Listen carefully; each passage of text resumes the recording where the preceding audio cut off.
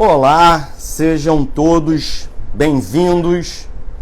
Acho que é a primeira vez que faço uma live durante o dia, sob a luz do sol, meus amigos e minhas amigas.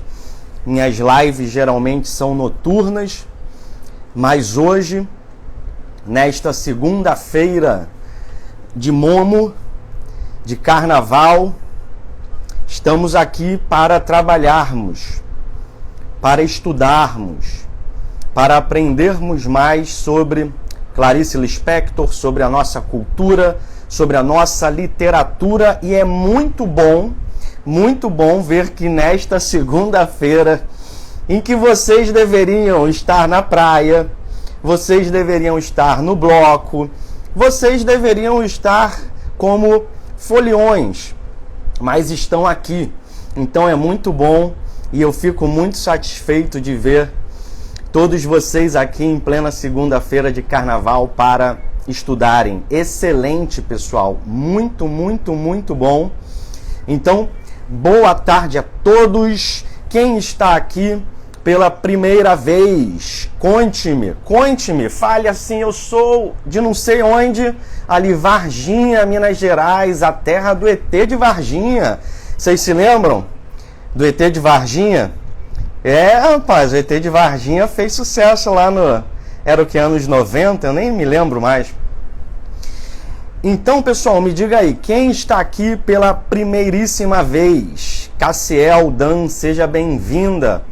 Já vi que o nosso querido Guilherme Diniz está aqui presente na live, o que muito me orgulha, o que muito me honra. Obrigado pela presença, meu amigo Guilherme, que é historiador, criador do site, do perfil Brasil Brasis, e deu uma aula no Veredas Infinitas, que é o meu curso de literatura brasileira.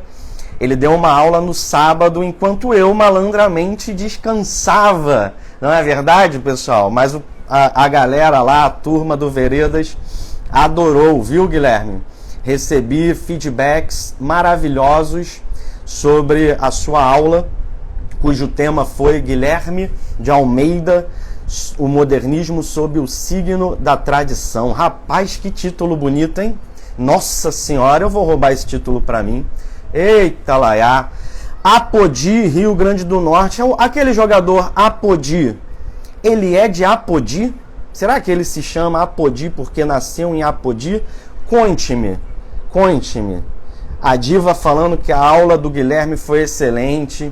E Piauí, Bahia, Fronteiras, Piauí, Goiânia, Guaíra, Livânia. Sejam todos bem-vindos, pessoal. É muito legal ver que há pessoas das diversas regiões do país. Russas, Ceará, muito legal. Teresina, Nova Friburgo, Curitiba, muito bom, pessoal, muito bom. Então, pessoal, o que nós temos hoje para fazer aqui? Bom, em primeiro lugar, eu quero lembrar-lhes de que a partir do dia 7 de março, na próxima segunda-feira, começa a nossa Semana Clarice Lispector. A Semana Clarice Lispector é um evento 100% online, ao vivo, gratuito, em que durante 5 noites nós mergulharemos nas palavras dessa nossa grandíssima escritora que foi Clarice Lispector. E eu quero que todos vocês estejam durante a Semana Clarice Lispector. A cada noite, as aulas começarão sempre às 8 horas, para que ao final você saia da Semana Clarice Lispector compreendendo-a de uma maneira muito mais aprofundada, muito mais minuciosa do que antes você compreendia. Mas não é só isso.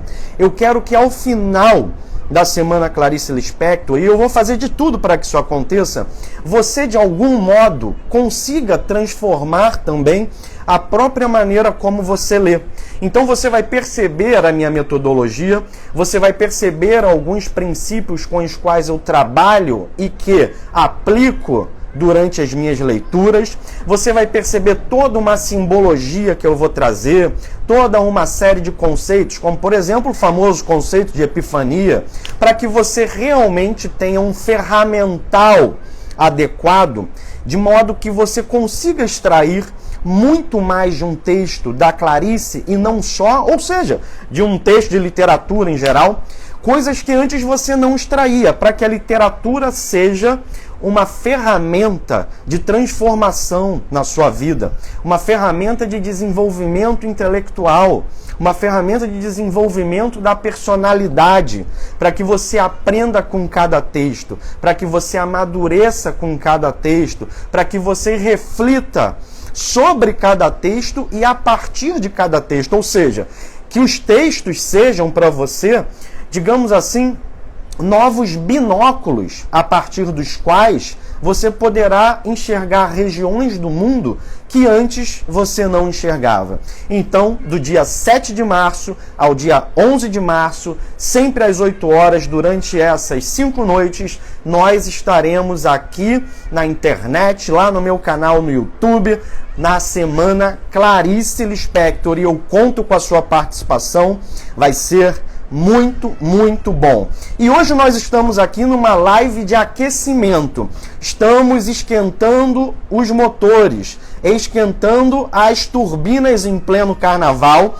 E hoje eu vou usar esse livro, A Descoberta do Mundo.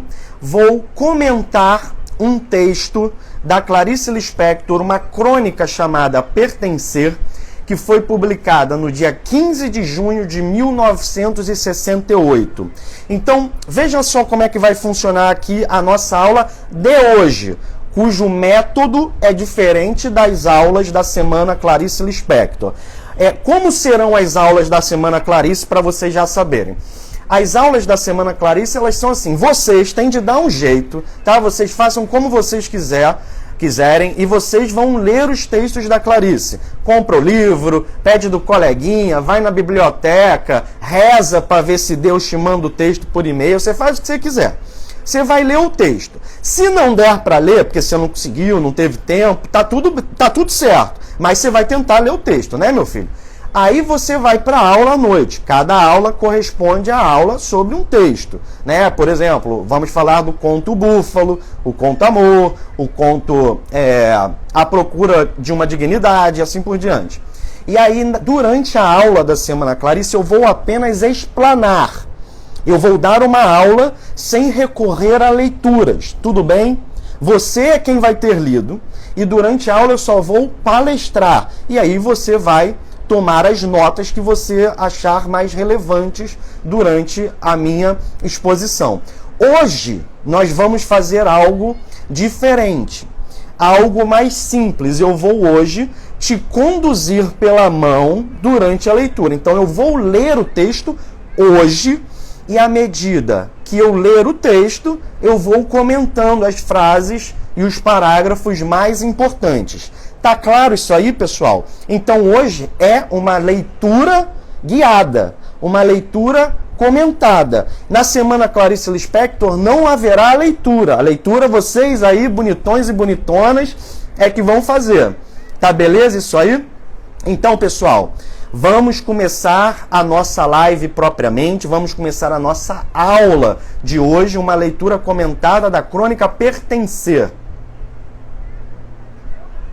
Em geral, pessoal, eu fecho o chat, tá? Porque fica um pessoal, às vezes, falando coisas que não são tão apropriadas para o momento. Aqui a gente não tem grandes problemas, assim, com quem vem às lives de modo algum.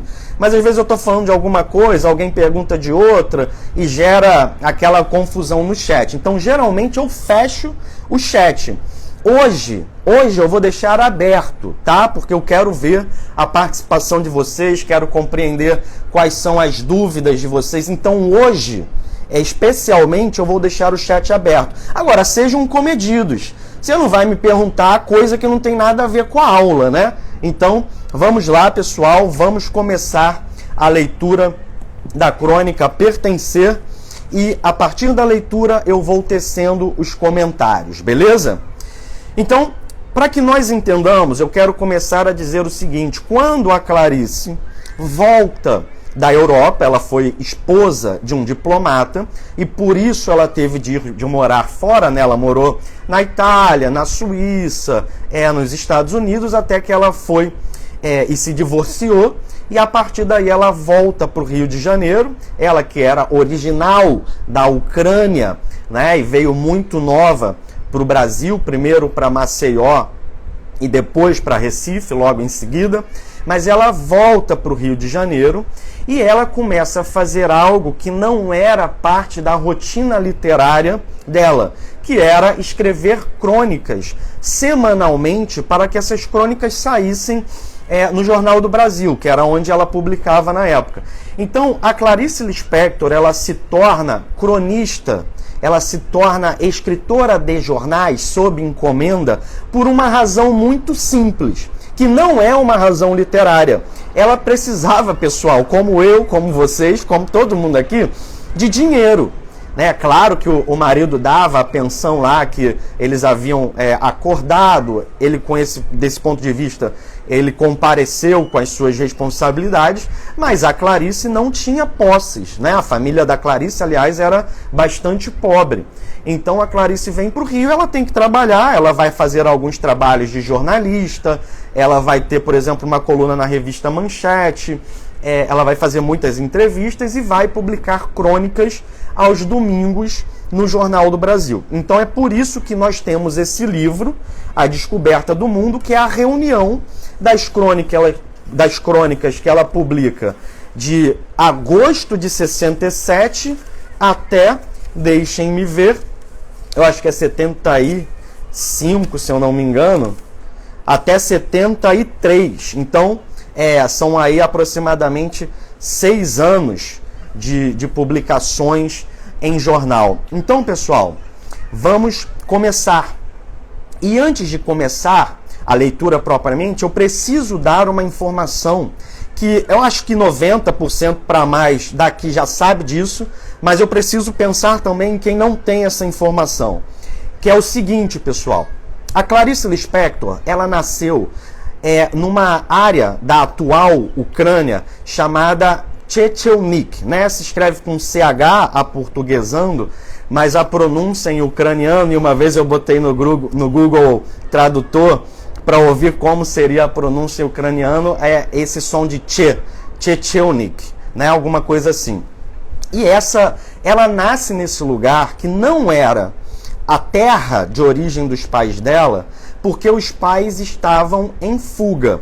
Então, a Rússia passava por um momento de profundas transformações sociais, profundas transformações políticas, profundas transformações econômicas, porque você havia acabado de ter a Revolução Russa de 1917, que colocou para fora, digamos assim, o império, né, o antigo regime dos czares, e implementou um novo regime. Então era um momento muito conturbado na Rússia, e logo em seguida você tem a deflagração de uma guerra civil dentro da Rússia entre os novos grupos que haviam alcançado o poder e os grupos que haviam sido retirados do poder e que não admitiam, não aceitavam terem sido excluídos do processo de poder, do processo político da Rússia. Então você tinha uma guerra civil dentro da Rússia, e a Ucrânia, a essa época, pertencia ainda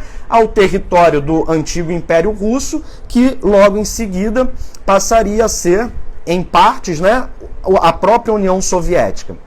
Pois bem, pessoal, e o que acontece? A Rússia, aquela região do antigo Império Russo, era uma região atravessada por diversas razões financeiras, religiosas, étnicas, mas ela era atravessada por um antissemitismo muito duro, muito cruel, muito violento, que já vinha, na verdade, de muitos anos atrás. Ou seja, não é um antissemitismo que vai nascer com os bolcheviques ou com a Revolução Russa de 17. Não é isso.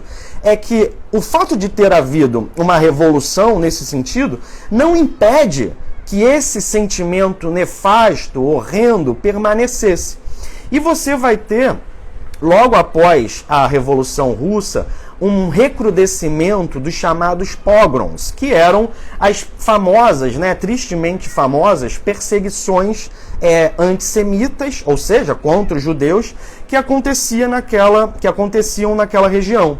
E o que eram os pogroms? Basicamente, você tinha uma série de pequenas milícias, e essas milícias armadas invadiam povoados cuja população era ou 100% de origem judaica ou majoritariamente judaica, qualquer coisa desse gênero, e ali você tinha assaltos, assassinatos, humilhações, estupros, incêndios, todo tipo de agressão que o ser humano pode perpetrar contra o outro. E aí, a Clarice Lispector, ela nasce nessa região da Ucrânia porque a família dela já estava em fuga.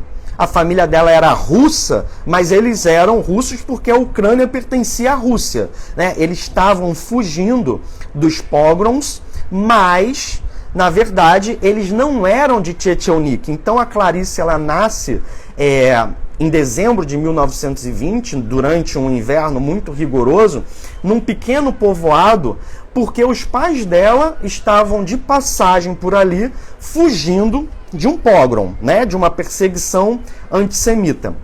E isso, pessoal, é fundamental para que a gente entenda esse texto, porque a questão da identidade da Clarice Lispector é uma questão bastante complexa que não se resume, subpoeta, ao fato de ela ser naturalizada ou não. É muito mais complexo do que o fato de essa naturalização da Clarice Lispector concedida por Getúlio Vargas. A coisa não se esgota aí, porque a Clarice Lispector, ela se vê numa situação atravessada por diversas questões. Por exemplo, o fato de ela ser ucraniana e, ao mesmo tempo, a Ucrânia pertencer ao Império Russo.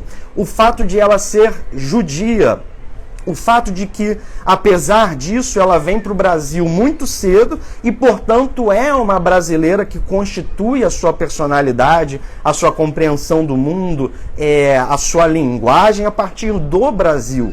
Então você tem uma série de vetores de formação psicossocial da Clarice Lispector em debate, em tensão, Então é muito mais complexo do que ela era isso, ela era aquilo outro. Olha, qualquer pessoa que conheça minimamente a obra da Clarice Lispector sabe que essas questões, esses pontos, eram questões que ela colocava como centrais nas suas próprias dificuldades existenciais, que era exatamente o tema que ela vai abordar aqui no Pertencer.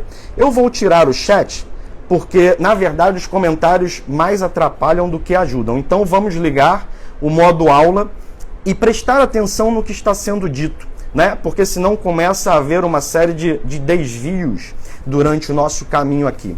Então, ela abordando justamente essa questão de não se sentir pertencente a algo, o que deriva, o que tem origem nesse contexto complexo de nascimento, ela escreve esse texto aqui. E nós temos, pessoal, de nos lembrar de uma situação bastante complexa, também atinente ao nascimento da Clarice, que é o seguinte: vejam o meu copo, um copo estranho, mas é o meu.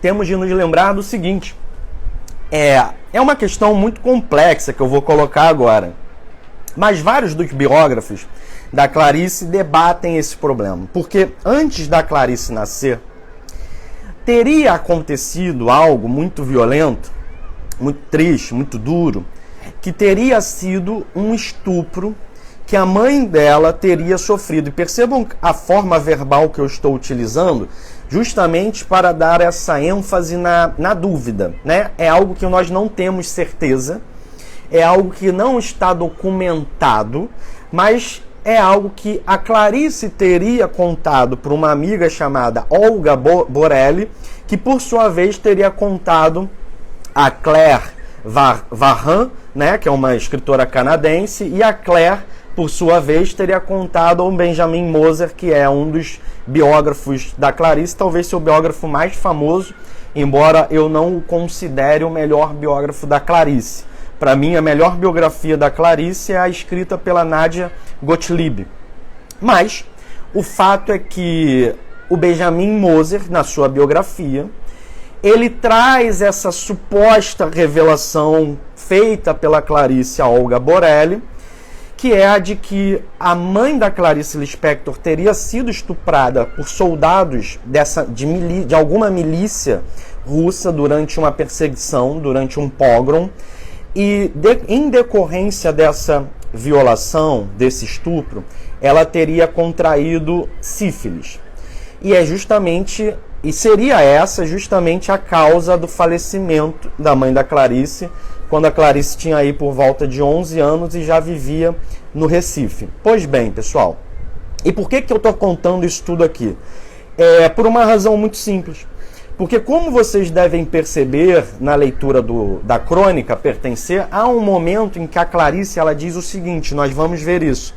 Ela fala assim, olha, eu nasci com uma missão. Eu nasci para realizar um milagre. Porque lá onde eu morava, lá onde eu nasci, lá na terra dos meus pais, havia a crença de que quando uma mãe adoecia, né, quando uma mulher adoecia, como é que ela poderia se curar? Ela precisava ter um filho ou uma filha, e aí quando a criança nascesse, a criança teria esse condão, essa capacidade miraculosa de curá-la. Então, o que acontece? É possível, pessoal, vejam, quando eu digo é possível é porque está no terreno das possibilidades, não das certezas factuais e documentadas. Mas é possível que a mãe da Clarice tenha sido, que ela em seguida tenha engravidado do pai da Clarice, ela não teria concebido a Clarice a partir dessa violência, por causa o tempo é muito maior, né, as datas sequer bateriam, mas ela teria engravidado do pai da Clarice justamente para ser curada quando o filho ou a filha nascesse. Então veja só, aí o que acontece? Dentro desse contexto, nasce a criança e a mãe não é curada, como é óbvio, né? Só que aí isso gera uma marca muito profunda na Clarice Lispector, que é a sensação de que o nascimento dela foi um nascimento que fracassa desde o princípio. Um nascimento que deveria realizar algo, mas, uma vez que esse algo era impossível de ser realizado, ela vai se ver como alguém que nasceu numa espécie de derrota. Uma derrota que vem desde o berço. Então você tem o problema do pertencimento e você tem esse problema da não realização daquilo que supostamente era esperado. E isso tudo, pessoal, a questão da identidade, a questão do nascimento, a questão de pertencer ou não pertencer à literatura brasileira, porque havia, e é por isso que ela fala disso, havia quem chegasse ao ponto de dizer, não, a Clarice não faz parte da literatura brasileira.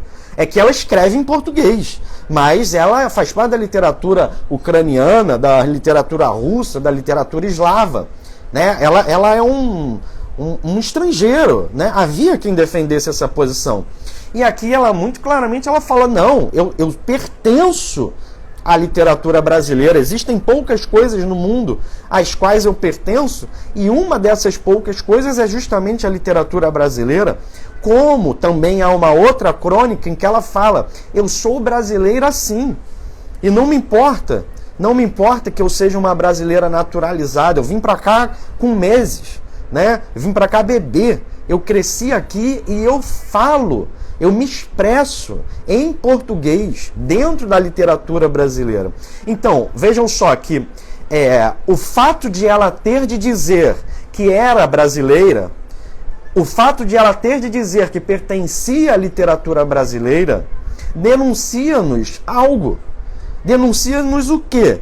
Denuncia-nos que havia dúvidas, denuncia que havia contraposições, denuncia que havia questionamentos e denuncia que, para ela, isso de fato era um problema. Porque, veja só, nós que nascemos no Brasil, nós não precisamos ficar dizendo eu pertenço ao Brasil, eu pertenço à literatura brasileira, porque isso não é um problema que nos afete, percebe? Mas a afetava. E havia, e como ainda há, na verdade, quem quisesse retirá-la da literatura brasileira por conta do seu nascimento.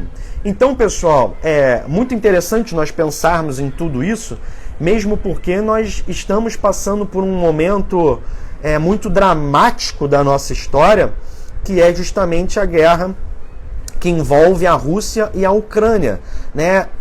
Em semelhança, embora as circunstâncias sejam bem diferentes, mas há um ar de semelhança com aquilo que os pais da Clarice viram, com aquilo que a própria Clarice também viu, ainda que muito pequena e sem capacidade de rememoração.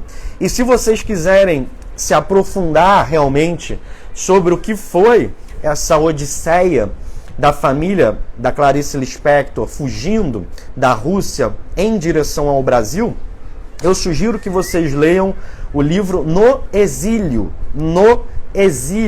da irmã da Clarice Lispector, que também foi escritora, que também publicou livros, a Elisa Lispector. Vocês encontram esse livro com alguma facilidade, por exemplo, na Amazon ou na estante virtual, não é um livro tão difícil de ser encontrado.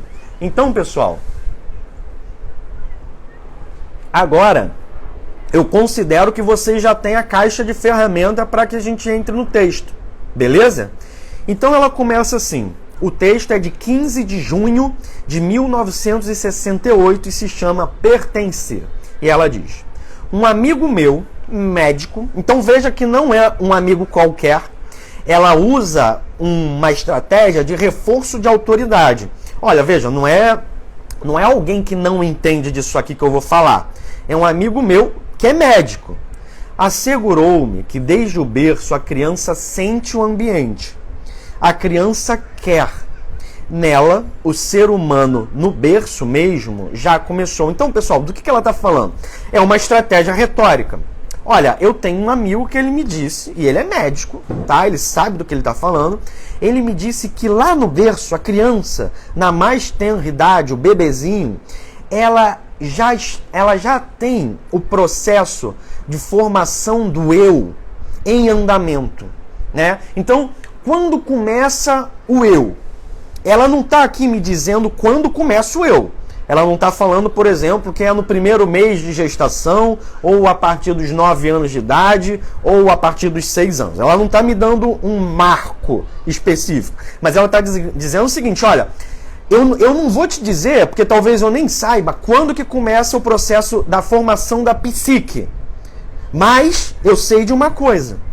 Lá no berço, o eu já está em formação. E é um eu que sente o ambiente, que percebe as coisas ao seu redor. Ainda que não possua a capacidade cognitiva de compreensão e explanação em linguagem da realidade, ela, enquanto criança, percebe. Há sensações, há percepções, há sentimentos, que é justamente algo que vai remeter-nos a própria Clarice Lispector de quando ela tinha 1 ano, percebe? E em seguida ela vai: tenho certeza de que no berço a minha primeira vontade foi a de pertencer. Então, o que ela está dizendo? A essência do meu ser, aquilo que está no meu âmago, no meu eu mais profundo, é a minha vontade de pertencer. O que denuncia, pessoal, que o contrário, o despertencimento, era uma marca que atravessava Clarice Lispector. Porque se o despertencimento, o não pertencer, não fosse importante, ela não precisaria reafirmar que, desde o berço, ela quis pertencer. Veja, você, por exemplo, será que a sua questão existencial é pertencer a algo? Talvez não, porque você já se sinta pertencente. E se você já se sente pertencente, por exemplo, à sua família, ao seu bairro, à sua cultura, ao seu país, ao seu estado, à sua religião e assim por diante, você não precisa ter essa busca pelo pertencer. mas ela precisava, porque ela era atravessada por todas essas questões que já vimos e por muitas outras mais. Por motivos que aqui não importam, então vejam como ela exclui a causa do problema, que é justamente aquela causa possível que nós levantávamos. Por motivos que aqui não importam, não quero falar disso. Eu, de algum modo, devia estar sentindo que não pertencia a nada e a ninguém. Nasci de graça. Ou seja, ela nasce em plena fuga. Ela nasce sem ter qualquer raiz com aquele solo. Nenhum contato com aquela terra, com aquela gente. E ela nasce ainda por cima de graça. Porque ela sentia que a vinda dela ao mundo era uma vinda em vão. Era uma vida com um ar, um sabor amargo de inutilidade.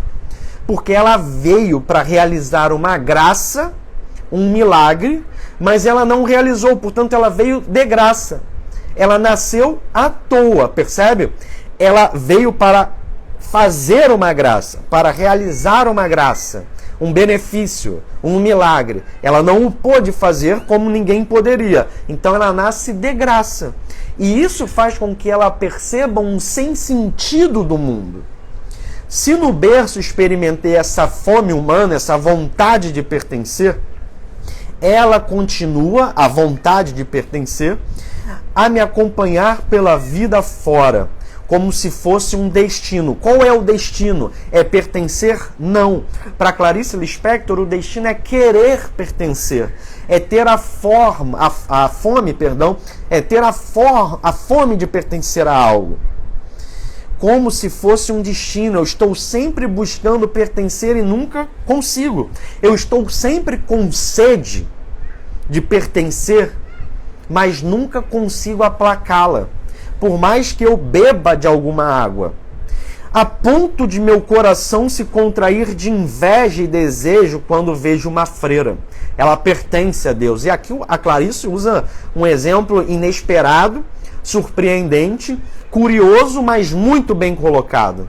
Eu sinto inveja de uma freira, né? A gente geralmente não sente inveja de freiras, né? A gente sente inveja como somos aí seres ambiciosos, gananciosos, materialistas. A gente sente inveja de quem tem muito dinheiro, de quem tem aquela casa dos nossos sonhos, de quem faz aquelas viagens que nós adoraríamos também fazer, mas que não podemos, porque não temos o dinheiro suficiente, temos outras obrigações, temos aqui 5 filhos e 4 cachorros, né? Uma confusão dos diabos, e a gente não viaja, aí fulano viaja, vai para as Maldivas e bota no Instagram e você se morde aí de raiva, de inveja, de não sei mais o que. Então, ninguém pensa, né, em ter inveja de uma freira. Talvez entre as próprias freiras, alguma tenha inveja da outra. Certamente isso é um cenário que acontece.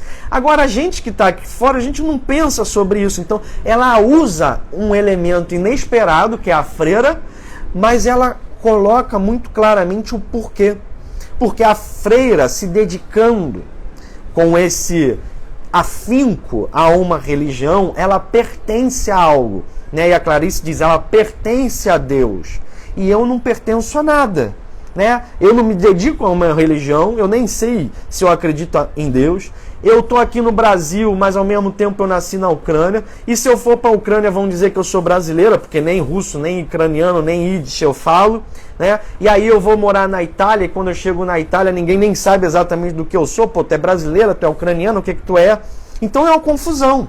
É uma confusão que tem essa marca de ser irresolvível, né? Essa marca de não conseguir uma solução. Exatamente porque é tão forte em mim a fome de me dar a algo ou alguém. Veja que ela está querendo pertencer, não para que os outros lhe deem algo. Ela não está na situação de pedinte.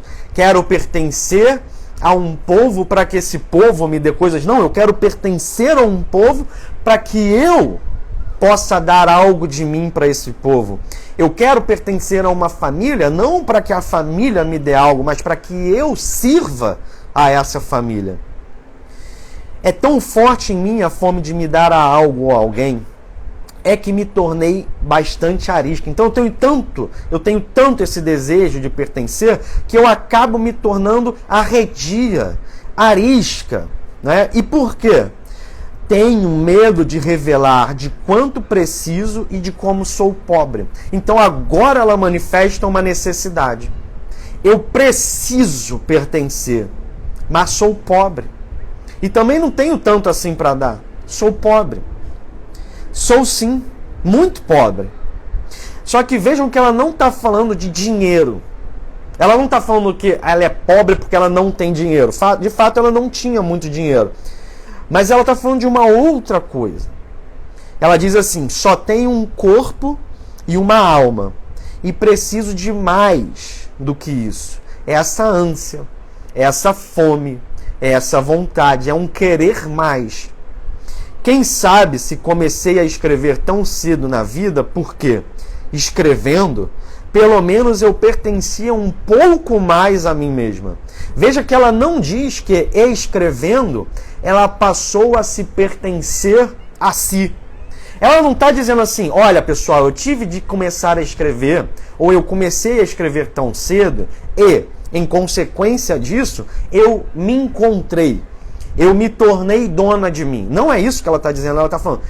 Quando, talvez eu tenha começado a escrever tão cedo, porque escrevendo eu me torno um pouco mais pertencente a mim, mas eu não me torno 100% pertencente a mim. Então ela não se sente nem como se pertencesse a si mesma. É a sensação de algum vazio, é a sensação de que você se relaciona com um mundo que você não compreende. É a sensação de que você tem uma trajetória de vida que você não controlou, que você não escolheu, que você não foi perguntado sobre e que você também não tem muito como lutar contra ela, percebe? É como se houvesse as teias, os emaranhados do destino que vão te levando, como se nós fôssemos títeres, né? Como se nós fôssemos bonecos de ventrílocos, sendo levados ao sabor do vento. Então é uma espécie de uma sensação que termina sempre, no final das contas, com aquela clássica pergunta: o que eu estou fazendo aqui? Por que eu vim ao mundo? Qual é o meu destino nesse mundo? Para que eu fui criada? Né? Então, essa questão que, às vezes, na verdade, a gente acaba até esquecendo, né, dela. Ou então, dá uma resposta e se apega a essa resposta. Por exemplo, quando a gente é religioso, então a gente, eu estou aqui porque Deus quis, Deus é maravilhoso e Ele me criou. E enfim, eu estou aqui para adorá-lo, para amá-lo. Então, a gente acaba dando uma resposta, mas no fundo a questão permanece, né? Porque por mais fé que um cidadão tenha, e eu acho que essa questão está sempre lá, em algum momento ele se olha de frente para o espelho e pensa: mas será que é isso mesmo, né? Por mais fé que você tenha, em algum momento há esse atravessamento da dúvida, porque o mundo é um mundo de mistério, né? Inclusive, os mesmos místicos religiosos, eles trabalham com essa ideia de que há o mistério, ao desconhecido, ao inefável, que aliás é matéria-prima da obra da Clarice Lispector. Se vocês lerem livros como Perto do Coração Selvagem, A Paixão Segundo GH e Água Viva, esses três, sobretudo, não se resumem, a questão não se esgota nesses três, mas está de maneira muito nítida nesses três, vocês vão ver que ela vai tentando dizer algo que ela não sabe o que ela não sabe nem o que é, nem como alcançar, e que nesse movimento de tentar falar do indizível, de tentar encontrar aquilo que não pode ser encontrado, ela vai justamente tocando nessas questões, nesses pontos que são, eu quero falar do segredo da vida. Só que o segredo da vida pela própria estrutura da realidade, impossível de ser conhecido pelo homem, em sua plenitude, pelo menos. Mas eu vou tentar falar disso, ainda que seja impossível, porque nesse movimento eu vou saber mais do que eu sabia antes. Então, ainda que eu não logre alcançar o âmago, o cerne dessa coisa, que eu não sei nem o que é exatamente, que é a própria essência da vida, ainda que eu não logre isso, eu vou passo a passo, descobrindo novas coisas e tentando dar algum sentido a isso que eu estou fazendo aqui. Então, nós poderíamos dizer que a escrita da Clarice Lispector, ela é uma espécie de caminhar pela vida sem saber qual o seu destino final, qual é a sua última parada. Porque é como se você fosse caminhando e durante essa caminhada você vai se enveredando por lugares que antes você nem sabia, nem supunha existirem. Só que quando você está nesse lugar que você desconhecia, que você nem imaginava, esse lugar do inesperado, você está descobrindo um novo lugar, mas você não descobriu um lugar final. Então a escrita da Clarice, muitas vezes, é um caminhar sem rumo, que tem um rumo inalcançável, né? Então é uma escrita que tem um paradoxo como mola propulsora, como chave mestra da coisa. E ela diz: quem sabe se comecei a escrever tão cedo na vida, porque escrevendo, pelo menos eu pertencia um pouco mais a mim mesma. O que é um facsímile triste? Facsímile, você sabe, aquela forma de impressão que imprime tal e qual o original de um texto, né? Então, facsímile da primeira edição de Macunaíma. É quase como se fosse a Xerox, né? A fotocópia. Então, deixe-me ver se vocês estão me vendo bem. Pessoal, como é que está a conexão? Abri o chat aí rapidinho. Coloquem aí, vocês estão me vendo bem? Me ouvindo bem?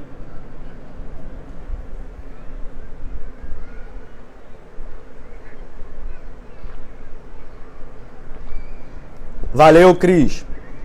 Valeu, Neideci. Obrigado. Obrigado, Edna. Obrigado, Vinícius. Obrigado, Rosemary. Obrigado, Lourdes. Watashi. Ótimo, ótimo. Então, vou fechar os comentários, porque a minha conexão ficou meio esquisita aqui, pelo menos para mim. Mas ainda bem que está tudo bem. Então, vamos retomar. Obrigado pelos feedbacks. Então, com o tempo, sobretudo os últimos anos, perdi o jeito de ser gente, né? Vejam que coisa interessante. A Clarice, pessoal, ela, sobretudo a partir do momento que ela vai para a Europa, ela vai se tornando depressiva. Ela vai, de fato, lutar com muita bravura, com muita coragem e mesmo com muita força contra essa doença, porque tudo para ela foi muito difícil. Ela tem essa infância marcada pela morte da mãe, pelas dificuldades de uma infância muito pobre no Recife. Depois, a vinda para o Rio de Janeiro, o pai dela logo falece, vítima de uma cirurgia mal sucedida, um insucesso cirúrgico, um erro médico, né? As irmãs ali dando apoio, mas com muita dificuldade. E assim que ela se forma na faculdade de Direito e ela vai viver na Europa, ela passa por uma situação muito ruim, que a desagradava muito, que era exercer o papel social de mulher de diplomata, né? Porque ela vai para a Europa não exatamente porque ela tivesse o sonho de morar lá ou porque ela quisesse realizar coisas lá. Ela vai porque o marido foi, né? Ela vai porque ele era diplomata. E ali ela tem que viver uma vida que não era muito a vida dela, que era a vida dele, né? Jantares, coquetéis, mostras de não sei o que, encontros na Embaixada Brasileira. E isso era uma coisa que na verdade começa a encher o saco da Clarice, né? Ter de ficar fazendo um papel ali com o qual ela nem combinava muito bem, porque o cenário da diplomacia tem muito de uma falsa polidez, né? E isso vai incomodando ela e ela vai se tornando cada vez mais sozinha, porque o marido saía para trabalhar. tinha as suas relações sociais, a sua sociabilidade, os seus contatos por meio do trabalho, e ela mesma acabava muito sozinha, basicamente fazendo amizades, via de regra, com outras esposas de diplomatas, né? Por exemplo, ela vai ser muito amiga da esposa do Érico Veríssimo quando ela está nos Estados Unidos. Não que o Érico fosse diplomata, coisa que ele nunca foi, mas quando ele vai trabalhar na Unesco, né? O Brasil tinha uma cadeira lá, que era ocupada pelo Alceu de Amoroso Lima, né? O Tristão do Ataíde, um intelectual católico, que vai ser muito amigo da Clarice também. E aí o Tristão de Ataíde sai, vai o Érico Veríssimo, e aí ela vai conviver com a esposa do Érico. Então a Clarice vai ter muito esse tipo de sociabilidade, mas assim, era muito pouco, né? Era uma coisa muito reduzida. Então ela vai ficar muito sozinha. E quando ela vem para o Rio de Janeiro de volta, após o divórcio, ela já vem com essa marca da tristeza, da solidão, de uma depressão que estava afligindo-a de uma forma muito dura. Tanto que ela vai procurar apoio médico, apoio psicológico, esse tipo de coisa. Então, perdi o jeito de ser gente. O que é perder o jeito de ser gente nesse contexto? Não é que ela fosse uma pessoa má, que cometesse vilanias, ruindades contra os outros. Não é nada disso. É só que ela estava numa espécie de uma redoma. Porque ela vai se isolando também. Ela começa a não se sentir bem para sair de casa. Ela começa a não se sentir bem para ir à rua. Né? É claro que ela ia de vez em quando. A Nélida Pinhon, que era muito amiga dela, a Marina Colaçante, são figuras que vão ajudá-la a enfrentar esse aspecto da realidade, esse aspecto da sociabilidade. Mas era duro para ela. Né? Ela ainda vai ter alguns casos amorosos quando ela tá solteira, né? Quando ela está divorciada. O mais famoso desses casos amorosos, sem dúvida, foi com o grande escritor Paulo Mendes Campos, mas mesmo assim era tudo um pouco difícil para ela, e conforme ela vai envelhecendo, vai se tornando ainda mais difícil. Né? Aí você tem os 2 filhos para criar. Um dos filhos com uma doença, né? Ele era esquizofrênico, então era muito difícil para Clarice Lispector criar o outro, cuidar da casa, escrever, ter de escrever para ganhar dinheiro. Então era uma vida que vai realmente se tornando difícil, se tornando dura, se tornando penosa em muitas situações. Né? Então é por isso que ela fala, perdi o jeito de ser gente. Ela já não sabia mais lidar com as coisas. Não sei mais como se é. E uma espécie de da solidão de não pertencer começou a me invadir como eras no muro. Eras são aquelas plantas que vão crescendo sobre o muro, né? Sobre as paredes, se alastram pelo chão. Então é como se fossem ervas daninhas que vão cobrindo todo o meu ser, todo o meu coração, e eu já nem sei mais como pertencer a algo. Né? Eu só sinto a solidão de não pertencer a nada. Se meu desejo mais antigo é o de pertencer, por que então nunca fiz parte de clubes ou associações? E ela vai falar, olha, é que clubes e associações são coisas pueris. Não é desse tipo de pertencimento que eu estou falando. Ela diz, porque não é isso que eu chamo de pertencer. O que eu queria e não posso, né? Aqui esse e, na verdade, é um mais. Né? A conjunção e, geralmente, ela tem valor aditivo. Ela vai acrescentar um novo elemento de mesma ordem do anterior. Mas aqui nós temos um e contrastivo, um e adversativo. O que eu queria, mas não posso, eu não consigo, por exemplo, que tudo que me viesse de bom, de dentro de mim, eu pudesse dar aquilo que eu pertencesse. Então, eu queria pertencer a algo que eu pudesse dar o que nasce de bom dentro de mim.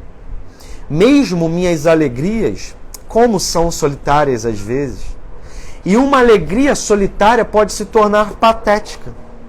É como ficar com um presente todo embrulhado, com papel enfeitado de presente nas mãos, e não ter a quem dizer, tome, é seu, abra-o. Ou seja, nascem coisas boas de dentro de mim. E isso me dá uma alegria. Mas é uma alegria que se torna patética. Porque como eu não pertenço a nada, eu não tenho para quem entregar esse presente. Então eu tenho uma coisa boa, eu embrulho isso num papel de presente, faço um lacinho todo bonitinho e fico com o papel de presente, com o presente em mãos. Eu quero dar para alguém, mas não tem para quem eu dar.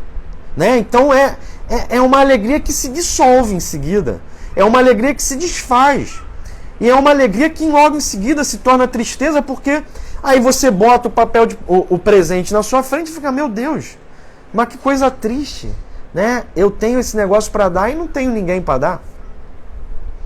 É como ficar com um presente todo embrulhado de papel enfeitado de presente nas mãos e não ter a quem dizer, tome, é seu, abram. Não querendo me ver em situações patéticas e por uma espécie de contenção, evitando o tom da tragédia, então raramente embrulho com papel de presente os meus sentimentos. Então é justamente por não pertencer que ela já nem quer mais pegar os seus mais belos sentimentos, seus sentimentos mais doces, mais sinceros, mais carinhosos. Ela já nem quer mais pegar isso tudo e entregar. Pertencer não vem apenas de ser fraca e precisar unir-se a algo ou alguém mais forte. Não vem apenas daí, vem também daí, né? Então, vem também de ser fraca e vem também de precisar unir-se a algo ou alguém mais forte, mas não vem apenas daí. Muitas vezes a vontade intensa de pertencer vem em mim da minha própria força. Então, a vontade de pertencer, ela vem também da fraqueza, mas muitas vezes vem também da minha força. Eu quero pertencer para que minha força não seja inútil. Então ela tem consciência de que tem força, ela tem consciência de que ela tem boas coisas para dar, mas ela não consegue, né, fazer com que isso frutifique nos outros. Não seja inútil e fortifique uma pessoa ou uma coisa. Embora eu tenha uma alegria. Vejam que incrível, pessoal. Vejam que bonito. Embora eu tenha uma alegria. Pertenço, por exemplo, ao meu país. Né? E vejam, era aquilo que eu dizia. Ela tem de declarar pertencer ao Brasil. Justamente porque isso era uma questão para ela e para a comunidade. Eu pertenço ao meu país. E como milhões de outras pessoas, sou a ele tão pertencente a ponto de ser brasileira. Por que ela destaca que ela é pertencente a ponto de ser brasileira? Porque ela não é brasileira de nascença. Né? Ela é uma ucraniana naturalizada brasileira. Ela pede por carta ao Getúlio Vargas, ela entra com o processo burocrático para pedir a naturalização. E na época era de decisão discricionária do presidente, que à época era justamente Getúlio Vargas. Aí ela pede, acho que são 3 cartas, se não me falha a memória, até que aí num intervalo mais ou menos de 1 ano e meio, 2 anos, o Vargas concede a naturalização a Clarice. O que, aliás, depois vai gerar toda uma certa confusão nela, porque ela detestava Vargas, na verdade, né? Detestava a ditadura de Vargas, e teve de pedir ao Vargas que deu esse certo benefício, porque vejam, era discricionário do presidente, ele podia dar ou não, era uma decisão dele. E aí ela fica, porra, eu odeio esse cara, né? O cara é um ditador, mas acabou que ele mesmo me ajudou. E ela trabalhava também para o Estado varguista, né? O que era, aliás, um elemento típico daqueles anos de 40 até mais ou menos 1968, quando muitos dos intelectuais brasileiros trabalhavam justamente para o Estado. Ainda há muito disso, mas naquela época, quando você olha, por exemplo, o Ministério da Educação durante a gestão do Gustavo Capanema, justamente quando Vargas era presidente, você vai ter uma ali dentro do Ministério, por exemplo, o Drummond, o Heitor Villa-Lobos e tantos outros. Então a Clarice está dentro desse contexto. E eu que, muito sinceramente, jamais desejei ou desejaria a popularidade Sou individualista demais para que pudesse suportar a invasão de uma pessoa, de que uma pessoa popular é vítima, né? Então, assim, ela nunca desejou ser famosa. Quando ela era escritora, quando ela estava viva, na ativa, ela não era tão famosa assim. Ela, na verdade, vai se tornar esse fenômeno de popularidade anos depois do falecimento. Ela era uma escritora lida, ela era uma escritora que publicava, por exemplo, na Manchete, no Jornal do Brasil, que dava visibilidade a ela. Ela era amiga dos principais escritores da época, amiga pessoal, foi amiga do Manuel Bandeira, amiga do Lúcio Cardoso, amiga do Rubem Braga, do Paulo Mendes Campos, da Nélida Pinhon, da Marina Colaçante, de tantos e tantos outros, Augusto Frederico Schmidt. Mas, basicamente, ela era uma escritora, assim. Ela não tinha, por exemplo, a popularidade de um Érico Veríssimo, de um Jorge Amado, de um Vinícius de Moraes, de quem também ela era amiga, mas ela era razoavelmente conhecida. Ela vira um fenômeno, quase um fenômeno pop, muito tempo depois do seu falecimento. Eu, que não quero a popularidade, sinto-me, no entanto, feliz de pertencer à literatura brasileira. Então ela marca, sublinha, enfatiza, circula o fato de que ela pertence à literatura brasileira. Não é por orgulho, nem por ambição. Sou feliz de pertencer à literatura brasileira por motivos que nada têm a ver com a literatura. É o motivo da origem, da formação, da identidade dela própria. Pois nem ao menos sou uma literata ou uma intelectual. Isso é outra coisa que ela repete muito, né? A Clarice, em muitos e muitos textos, ela diz: olha, eu não sou uma escritora, uma literata. Eu não sou uma intelectual, eu sou uma escritora. Eu gosto de escrever. E eu escrevo porque eu preciso. Porque eu preciso gritar. Porque eu preciso botar para fora. É algo mais forte que eu, ela vai dizer. Feliz apenas por fazer parte. Então, só o fato de fazer parte já a torna feliz. E aí ela volta para o início, para o tema do início. Quase consigo me visualizar no berço. Quase consigo reproduzir em mim a vaga e, no entanto, premente sensação de precisar pertencer. Por motivos que nem minha mãe, nem meu pai podiam controlar, eu nasci. E fiquei apenas nascida. E é justamente aquela possibilidade de que ela tenha nascido para curar a mãe de uma doença, da sífilis, que teria sido decorrente de um estupro, que ela nasce sem, evidentemente, conseguir curá-la. No entanto, fui preparada para ser dada à luz de um modo tão bonito. Vejam como há um aspecto especial nessa vinda dela à luz. Minha mãe já estava doente.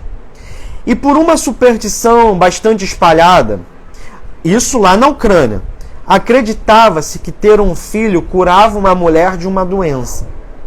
Então, fui deliberadamente criada. Esse criada aqui não é da criação no sentido de dar educação a alguém. Então fui deliberadamente concebida com amor e esperança. Só que não curei minha mãe. E aqui a coisa afunda. Aqui vem a tristeza. Aqui vem a sensação de fracasso, de derrota, de vazio, de inutilidade. E até hoje sinto essa carga de culpa. Ela se sente culpada por algo de que ela não tem culpa. Ainda que ela tenha sido criada, concebida para curar a mãe, ela não pode ter culpa, porque você não pode ser culpado de não realizar o impossível. Fizeram-me para uma missão determinada, que era curar a mãe, e eu falhei. Como se contassem comigo nas trincheiras de uma guerra e eu tivesse desertado. Só que não foi uma deserção. Porque a deserção é a escolha de um soldado que, pressentindo a morte, pressentindo a derrota, resolve abandonar seu posto. Ela não abandonou o posto dela, ela simplesmente não poderia fazer aquilo. Sei que meus pais me perdoaram eu ter nascido em vão e tê-los traído na grande esperança. Mas eu não me perdoo. Então vejam como é um olhar muito duro em relação a si mesma. muito, até mesmo cruel, porque ela está dizendo que ela se sente culpada de ter nascido em vão. Só que não é que ela nasceu em vão. Então, sim. Mas eu não me perdoo. Eu não me perdoo. Queria que simplesmente se tivesse feito um milagre. Eu nascer e curar a minha mãe. Eu não me perdoo por não ter feito um milagre. Vejam que coisa pesada, né? Eu nem podia confiar a alguém essa espécie de solidão de não pertencer. Por quê? Como desertor, eu tinha o segredo da fuga que por vergonha não podia ser conhecido. Eu tenho o segredo da fuga, tenho um segredo, um mistério que ela sabe qual é, mas por vergonha ela não deixou ser conhecido. A vida me fez de vez em quando pertencer, como se fosse para me dar a medida do que eu perco não pertencendo. E então eu soube. Pertencer é viver. Então ela confunde o próprio viver com essa vontade máxima que ela tem, que é a vontade de pertencer. Experimentei-o com a sede de quem está no deserto e bebe sôfrego os últimos goles de água de um cantil. Então vejam, pessoal, a vida me fez de vez em quando pertencer. Então de vez em quando ela se sente pertencendo. Por exemplo, quando ela pertence à literatura brasileira. Como se fosse para dar a medida do que eu perco não pertencendo. Então vejam que cruel. É como se a vida quisesse, de certa maneira, brincar com ela, no pior sentido da brincadeira, que assim, é como se eu tivesse um pirulito, e aí eu boto na boca da criança, a criança sente o docinho e eu tiro. Olha, veja como é gostosinho pertencer. Ai, que delícia! E aí ela tira. A vida tira. Então, como se fosse para me dar a medida do que eu perco não pertencendo. E então eu soube. Pertencer é viver. Experimentei-o com a sede de quem está no deserto. É sede. Quando eu estou com sede, eu tenho vontade de água. Qual é a água que eu quero? Pertencer. E bebo sôfrego os últimos goles de água de um cantil. Então esses últimos goles é o pouco do sentimento de pertencer que eu consigo ter ao longo da minha vida. E depois a sede volta. Logo em seguida eu já não pertenço mais. E é no deserto mesmo que caminho. Bom, pessoal, essa foi a nossa primeira live de aquecimento. E eu espero que vocês tenham gostado. Eu espero que minhas palavras aqui durante essa aula, 1 hora de aula, tenham servido para que vocês entendam melhor a vida da Clarice Lispector, as questões que estão presentes na obra, no texto da Clarice Lispector, e também entendam melhor a forma como ela escreve, como ela aborda esses problemas.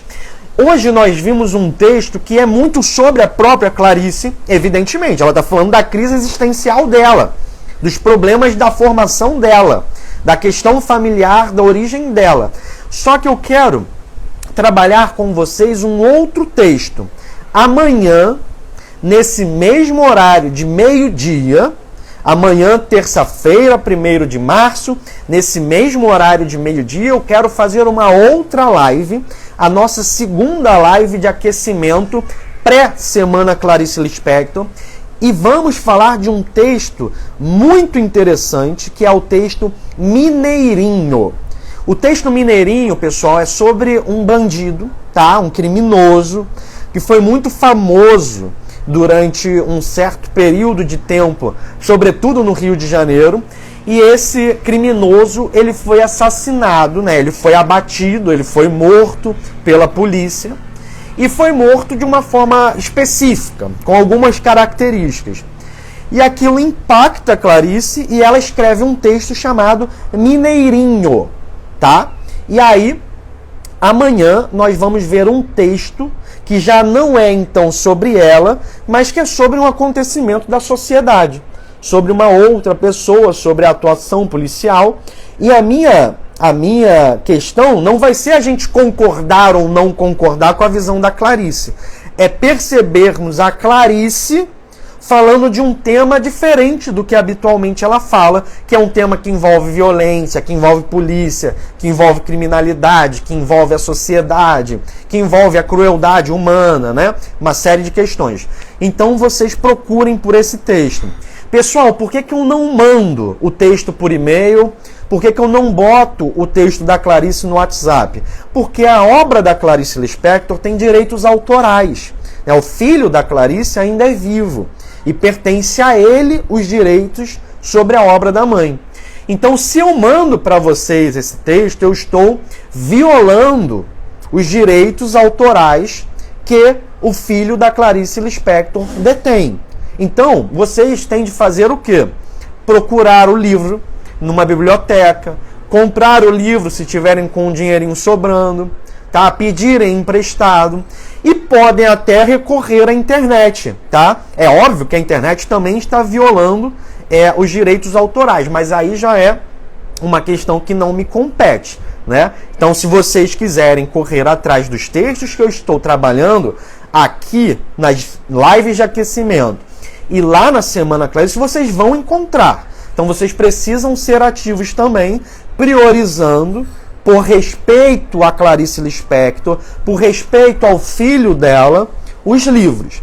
Mas, caso não possam comprá-los, encontrá-los, procurem na internet que vocês encontrarão. Tudo bem? Agora eu não posso enviar isso. Entendem minha situação?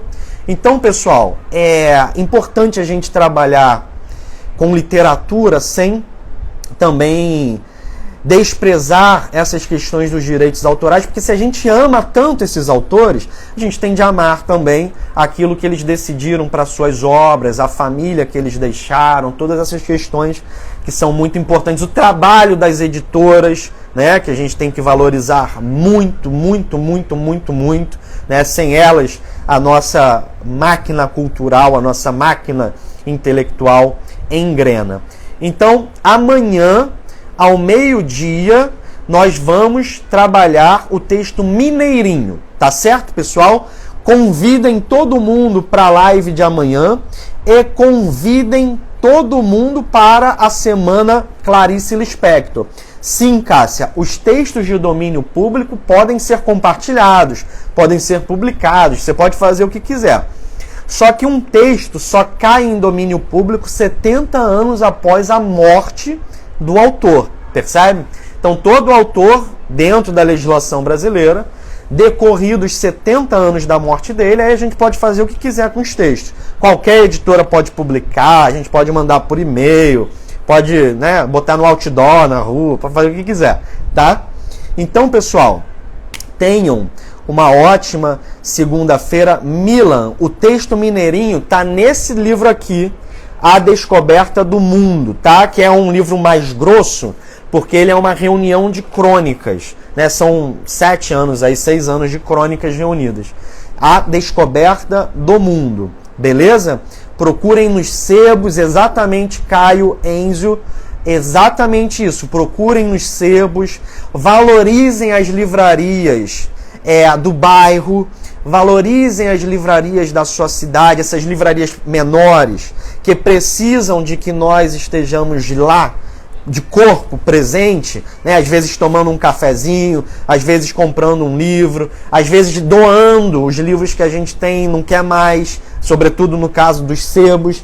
Então vamos também fazer a nossa parte. Mas, claro, você pode comprar na Amazon, pode comprar no site da editora, que no caso é a Rocco, pode comprar na estante virtual usado.